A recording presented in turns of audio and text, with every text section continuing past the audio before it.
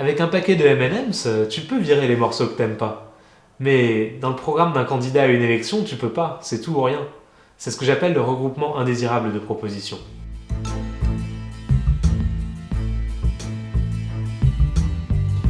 Par exemple, en 2017, peut-être que tu as voté Macron alors que tu voulais pas démanteler l'ISF ou libéraliser le droit du travail. Peut-être que tu as voté Fillon, même si tu considères que les couples homosexuels devraient avoir les mêmes droits que les couples hétérosexuels. Peut-être que tu as failli voter Mélenchon, mais que tu avais peur qu'on sorte de la zone euro. Ou encore, peut-être que t'as pas voté Le Pen juste à cause de la partie de son programme sur l'immigration.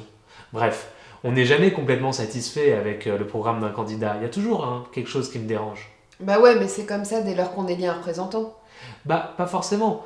Si on appliquait par exemple certaines propositions de ma série de vidéos sur la démocratie, on limiterait vraiment cet effet de regroupement indésirable. Par exemple, on pourrait s'exprimer directement sur nos budgets plutôt que de s'en remettre à nos élus.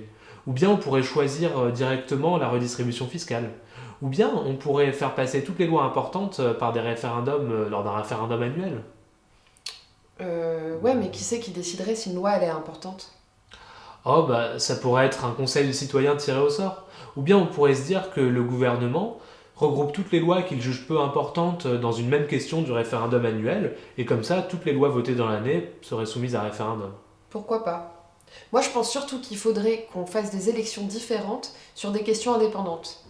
Donc on choisirait des élus spécifiques sur des questions de mœurs et de société, et comme ça, bah, le gouvernement se consacrerait uniquement aux questions économiques.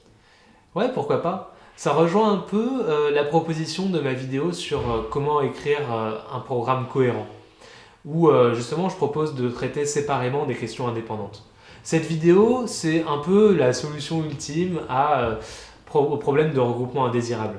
C'est-à-dire une méthode pour coécrire la loi de façon complètement horizontale, sans élire de représentants, et où chacun donnerait son avis sur chaque proposition, sur chaque sujet. Et l'idée de base, ça serait de retenir la meilleure mesure sur chaque sujet, mais le risque, c'est qu'il y ait des mesures retenues qui soient incompatibles entre elles.